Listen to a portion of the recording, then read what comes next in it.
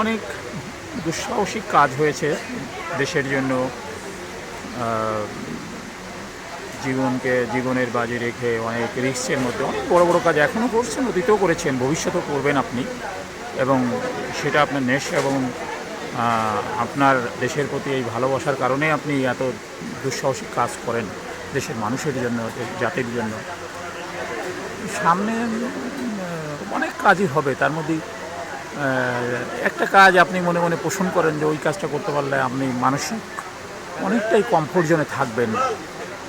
সেই ধরনের একটা কাজের চিন্তাভাবনা যদি একটু শেয়ার করতেন দেশে। আমি যেটা শেয়ার করবো সেটা আপনার দর্শকরা হজম করতে পারবে না, তাদের সেই হজম করার সেই ক্ষমতা নাই।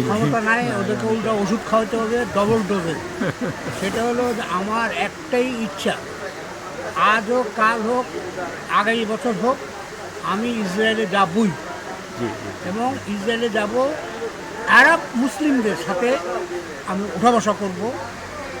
এবং তাদেরকে কেন ইসরায়েল সরকার বা ইসরায়েলের আর্মি, ইসরায়েলের পুলিশ ওদের পাশায় বাড়ি বাড়ে না কেন, ওইটা আমি দেখতে যাব, ওদেরকে করে না কেন।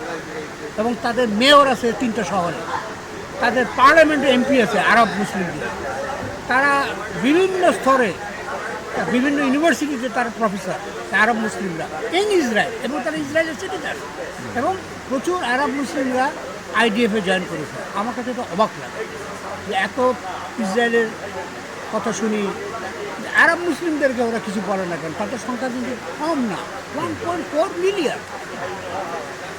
এবং পাশাপাশি দ্রুজ মুসলিম আছে, আবার হলো বেদুইন আছে। তার বেদুইন মানে একদম বেদুইন। এখন তো তারা সব ইসরায়েলের নাগরিক। তারা এই যে আরব মুসলিমরা ওরা পার্লামেন্টে এটা বিভিন্ন স্তরে করতে করতে পার্লামেন্টে নিয়ে গেছে, নিয়ে ডিবেট করছে যে না, আইডিএফে ইসরায়েল আর্মিতে এই আরব মুসলিম, দ্রুজ মুসলিম আর হলো ইয়েদেরকে কী বলে বেদুইনদেরকেও রিক্রুটমেন্ট করতে হবে, তাদের মেধা অনুযায়ী তাদেরকে বিভিন্ন পদে দিতে হবে। এই বহু বছর তারা এটা নিয়ে লড়াই করছে। তারা বলছে না, আমাদের কনস্টিটিউশন আছে যে শুধু ইসরায়েলেরাই একমাত্র আর্মিতে যেতে পারে। যাই হোক, তারা অ্যামেন্ডমেন্ট করেছে। এখন প্রচুর এখন র্যাঙ্ক আবার মেজর জেনারেল পর্যন্ত আছে এই যে আরব মুসলিম, ওগুলো তো আছেই। তার ওখানে তো আবার কম্পালসারি মিলিটারি ট্রেনিং 2 বছরের জন্য।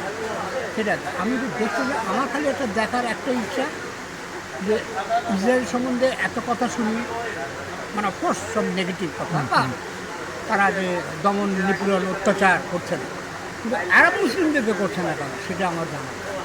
প্যালেস্টাইনদের কথা শুনি, তাদের উপরে প্রায় হামলা করছে, তাদেরকে মেরে ফেলছে, বন্দি করছে, সবই বুঝলাম, কিন্তু ওদেরকে করছে না। দ্রুজ মুসলিমদের করছে না, বেদুইনদের করছে না। তারা কি হার্মলেস নাকি? এই ধন্যবাদ। থ্যাংক ইউ, ভালো লাগলো।